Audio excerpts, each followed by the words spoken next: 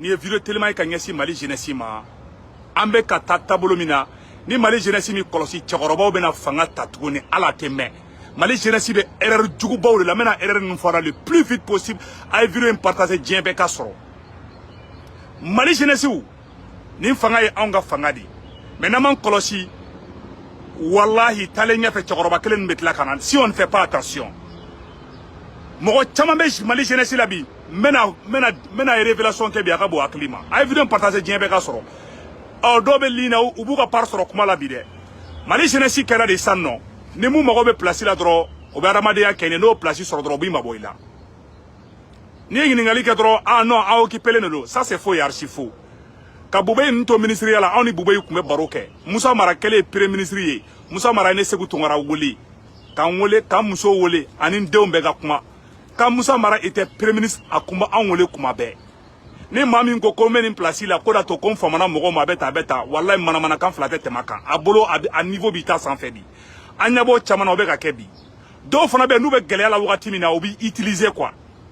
ka Arasbati to kaso la an bɛɛ kulela Arasbati ka CDR nana fara a yɛrɛ wolo debu kan ko a ba la France a ba l'accord d'Alger Arasbati bɔra kaso la bi ni mɔgɔ min ko vive la France u b'o bila u ka page sanfɛ u b'a anw nɛni u bɛ ne Segu Tunkara photo ta ka bila u ka page sanfɛ ani an ka mɔgɔ ko Faransi ma ɲi ni mɔgɔ min bɛ Faransi kɔrɔfɔ ni mɔgɔ min ye Faransi tanto Arasbati ka denmisɛnninw b'a bila u ka page mais Arasa tun bɛ kaso la wagati min na a ka kaso fɔlɔ Arasa tun bɛ kaso la wagati min na anw ye kɛlɛw kɛ mais ne tɛ ko kɛ ko mɔgɔ ka dɔn n ye quoi n'i y'a dɔn ne m'a dɔn ne ne b'a dɔn ne t'a kɛ ko jeunesse ka dɔn n ye quoi ne bɛ Amérique yan rien ne me manque wallahi ne bɛ Amérique autorités fo I'm very proud of being American I'm very proud of these people and God bless America wallahi foyi tɛ ne manque yan aw de b'a sosow tu la yen nɔ n ko t'a bɛɛ ma dɛ aw de b'a problème jugubaw la yen nɔ anw bɛ ka aw de dɛmɛ a ka ɲɛ aw bolo donc an bɛ mun ɲɛfɔ aw ɲɛna bi Mali jeunesse caman de bɛ yen bi Arasa kelen tɛ dɛ a caman de bɛ yen bi u b'u servi mɔgɔw la de n'u ye place sɔrɔ u b'u mabɔ mɔgɔw la n'u ye place sɔrɔ ou bien n'u sago si ça chauffe u bɛ gɛrɛ mɔgɔw la mais n'u u hakili sigira u sago sɔrɔ la u b'u mabɔ mɔgɔw la a caman de bɛ yen Arasa kelen tɛ dɛ Arasbati kelen tɛ dɛ a caman ba den de bɛ yen u ka kɛlɛ tɛ Maliko kɛlɛ tɛ dɛ a bɛ ni Ala na kɛra cɛ Maliko kɛlɛ tɛ place ko kɛlɛ de don n'u ye place sɔrɔ dɔrɔn u bɛ tunu teriw la u bɛ tunu u kanubagaw la u bɛ tunu bɛɛ la ni e y'o kɛ mɔgɔ la n'o tigɛra e la fo ka diɲɛ wuli a tɛ da i la ne filɛ ne bi wallahi ni ye Mali jeunesse fara ne ye n ka calcul de bɔ ne jateminɛ de kɛ ne ye Mali jeunesse fara ɲɔgɔn kan bi a 2% de bɛ yen minnu bɛ yen n'u bɛ mɔgɔw jate un d'abord n bɛ Abdou Niang fo Abdou Niang ka hakilinata ni ne ta tɛ kelen ye n'i ye Abdou Niang wele hali fajirida fɛ a b'i ka téléphone ta a b'i répond hali n'a ka sɔrɔ aw ka hakilinataw tɛ kelen ye hali n'a ka sɔrɔ Abdou Niang bɛ ko kɛ mun man di ye Abdou Niang filɛ Baba Kabaral filɛ billahi u bɛ adamadenya diya don mɔgɔ la wallahi n'i ye Baba Kabaral wele a b'i ka téléphone ta a bɛ baro k'i fɛ il est disponible à tout moment an bɛɛ ɲagwalen don ne bɛ Amérique ne bɛ heure 18 baara kuma dɔ la ne bɛ tile kelen kɛ n bɛ baara la kuma dɔ la mɔgɔ hakili la ko ne bɛ sunɔgɔ ne tɛ sunɔgɔ la o mais Mali jeunesse wallahi an bɛ ka taa échec bolo de kan ni e ye place sɔrɔ i y'i mabɔ mɔgɔw la i tɛ gɛrɛ mɔgɔw la e bɛ se k'i ɲɛ jɔ o tigi la bilen wa a dɔw bɛ yen nɔ gouvernement fɔlɔ u ye place sɔrɔ u y'u mabɔ bɛɛ la billahi u y'u mabɔ mɔgɔw la u kɛlen k'u mabɔ mɔgɔw la mun de kɛra sisan nɔ u caman ma place sɔrɔ u tilala u bɛ ne wele sisan ne y'a dɔn a bɛɛ lajɛlen kulo la an mago bɛ ɲɔgɔn na de la jeunesse an mago bɛ ɲɔgɔn na de i ma cɛkɔrɔbaw ye cɛkɔrɔba politicien cɛkɔrɔbaw filɛ nin u bɛ se mɔgɔ nɛgɛ na Bubeyi Mayiga filɛ n'i ye Bubeyi wele a b'i ka téléphone ta Bubeyi est disponible à tout moment anw ko barika ka don anw na an yɛrɛ ma tɛ ɲɔgɔn fɛ anw tigɛlen bɛ ɲɔgɔn na anw bɛ ka ɲɔgɔn utiliser ko chiffon on n'est pas sérieux voilà pourquoi an tɛ ka gagner foyi la awa barika t'an na fana awa an fisiri wale n'i bɛ fisiri waleya n'i b'a saraka bɔ taa di Mali jeunesse ma n bɛ segin ka kuma kan n'i bɛ fɛ ka fisiri waleya saraka bɔ taa di Mali jeunesse ma u b'i utiliser de a dɔw t'i ka téléphone ta a dɔw b'i wele n'u mago b'i la de dɛ n'o wagati tɛmɛna dɔrɔn u bɛ ligne tigɛ non n occupé len don n kun bɛ nin na Abdou Niang filɛ n'i taara Mali la hali sini Abdou Niang bɛ ne tɛ mɔgɔ wɛrɛ ne Segu Tunkara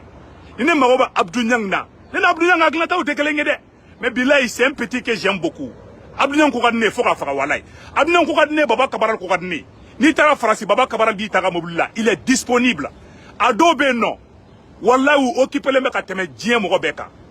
Aw ni ala tia aw bi se ka avancer la cogo jumɛn. An tɛ se ka avancer la o. Mali jeunesse ta taga ka gɛlɛn ɲɛfɛ dɛ parce que jeunesse b'u servi ɲɔgɔn na de. O mɔgɔ mana si ma matin midi soir i ka téléphone bɛ sonner. Billahi mais n'u mago ɲana u b'u mabɔ i la pewu u tɛ gɛrɛ i la fo ni mɔgɔ wɛrɛ nana tuguni. Tiɲɛ naloma julankolo filɛli ye mais n'i ko k'i bɛ t'i somɔgɔ bɛɛ ta ko ka a lajɛ a bɛ kulusi don dɛ. Bon Mali jeunesse ka problème de filɛ nin ye. Voilà les défauts de la jeunesse malienne. N kɛra député ye o n kɛra ministre ye o cɛ tan tɛ n bolo sa n ka ɲɛ gwalen don manamanakan fila tɛ tɛmɛ a kan. I bɛ 5 minutes min sɔrɔ i bɛ 6 minutes min sɔrɔ i bɛ occupé o la ne ye n ka baara de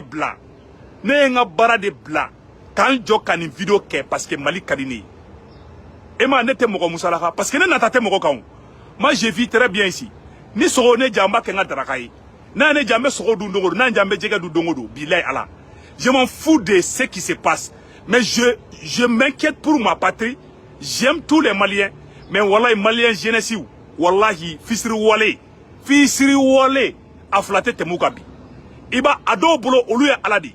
Iba Urwa 12-12 wale bi. Mais Urwa 12-12 faux. Urwa 12-12 qui est multimilliardaire. Iba téléphone ta ka wala biga téléphone ta. A jeune activiste do obey. Non, ibu wolo tika téléphone ta. A yɛrɛ ma ɲɔgɔn bonya o. An ma ɲɔgɔn considérer o. An bɛ se ka force sɔrɔ cogo jumɛn. A bɛ force sɔrɔ na aw bɛ bolo bɛ ɲɔgɔn bolo di. A bɛ force sɔrɔ n'a bɛ ɲɔgɔn bonya di. A bɛ force sɔrɔ n'a bɛ ɲɔgɔn considérer di. Mais fisiri wale fisiri fasaraya wolo ɲuman dɔnbaliya Mali jeunesse 99% bɛɛ bɛ ten de. Ça je vous dis c'est la pure et simple vérité. Wallahi u tɛ Mali ko kɛlɛ la. Ni mun ye place sɔrɔ dɔrɔn occupé len don o mɔgɔ tɛ mɔgɔ la. C'est la pure et simple vérité. Ne bɛ n ka vidéo in fɔ a bɛɛ b'i tata sɔrɔ a la. C'est une vérité absolue. Mais jeunesse kelen-kelenw bɛ yen. Par exemple Moussa Mara filɛ an jeunesse kɛra Mali mɔgɔw kɛra ministre ye an y'u ye koyi. Mali mɔgɔw kɛra député ye an y'u ye. An ye président ye an ye fɛnw ye an ye directeur de cabinet ye. Mais que e place nin sɔrɔ bi e ni minnu tun bɛ kuma kunun e n'olu tɛ kuma bi ko parce que e ɲɛ gwalen don nkalon kuma fila tɛ tɛmɛ kan. Bilahi ne ni ala na kɛra cɛ. C'est à dire bɛɛ kelen bɛ ka farinin dɔ da i yɛrɛ la. Première classe citoyen première classe citoyen deuxième classe Mali jeunesse kelen bɛ ko de ta k'o bila Mali jeunesse ko la. O de to cette jeunesse n'ira nulle part. N bɛ ka tiɲɛ de fɔ an na ko ni jeunesse tɛ taa yɔrɔ si. Asimi Goïta bɛ ka baara ɲumanw kɛ an bɛ se ka Asimi Goïta dɛmɛ a dɔw fana bolo ko olu dɔrɔn de bɛ se ka Asimi dɛmɛ a dɔw bolo Asimi Goïta bɛ yɔrɔ min na bi c'est le peuple qui peut soutenir hali Asimi Goïta nana ni irisiw ye Mali la bi ni jeunesse m'a dɛmɛ cɛkɔrɔba kelen bɛ tila ka na fanga in ta ka irisiw gɛn ka na Faransi tɔ sigi an kunna cɛkɔrɔba ninnu ka kegun na an ye bilahi cɛkɔrɔba ninnu ka kegun ni an ye cɛkɔrɔba ninnu ka kegun ni an ye dɛ an ɲɛ to bɛ campagne na cɛkɔrɔba bɛ ka taa yɔrɔ bɛɛ i ma Aliou Diallo ye Kayi région bɛɛ ta Aliou Diallo ye Kayi région bɛɛ ta u bɛ taa cɛkɔrɔbaw bonya u bɛ bɛɛ ka téléphone ta awa politicien cɛkɔrɔba fɛn fɛn bɛ yen nɔ n'i y'u wele dɔrɔn u b'i ka téléphone ta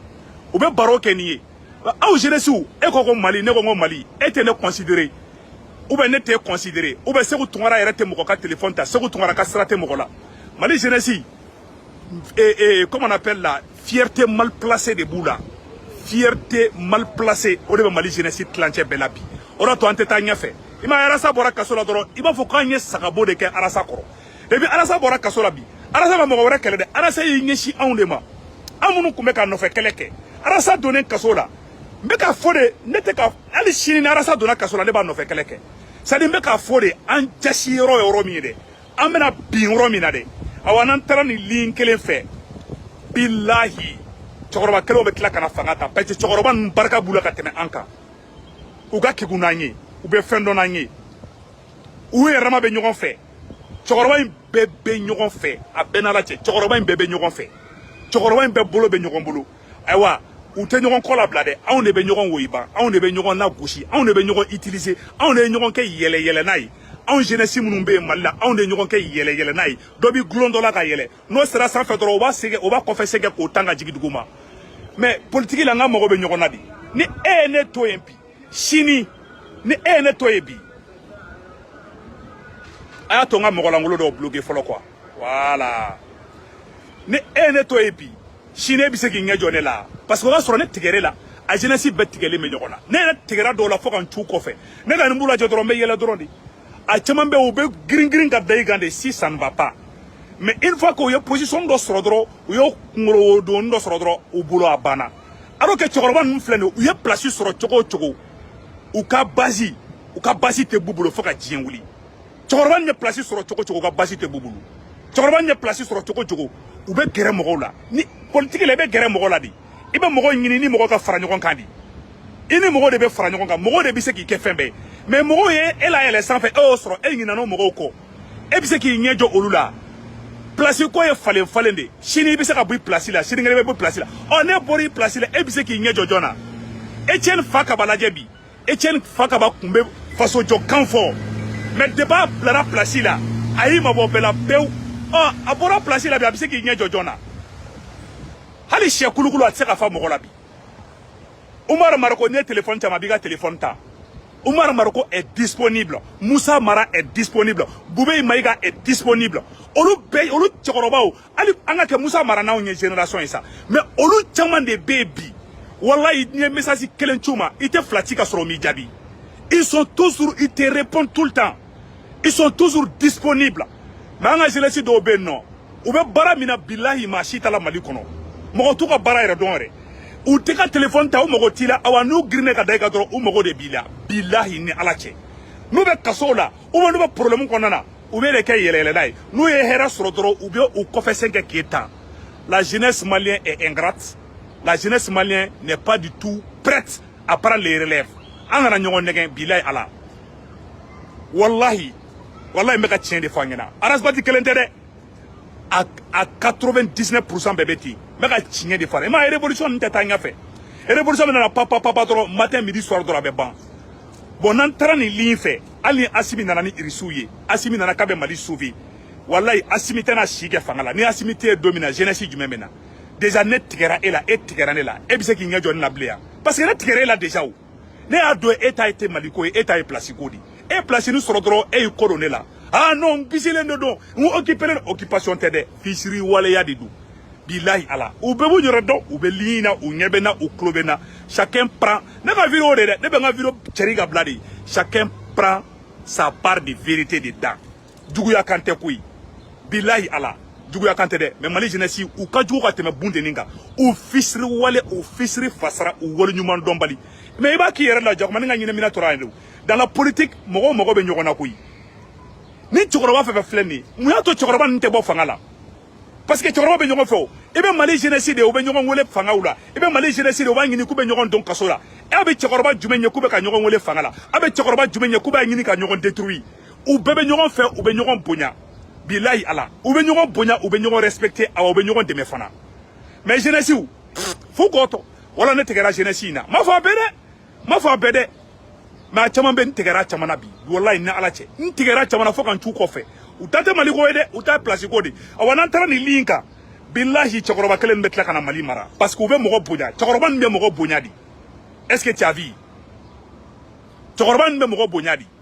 donc ka cɛkɔrɔbaw to ligne kan a y'a to n ka mɔgɔlankolon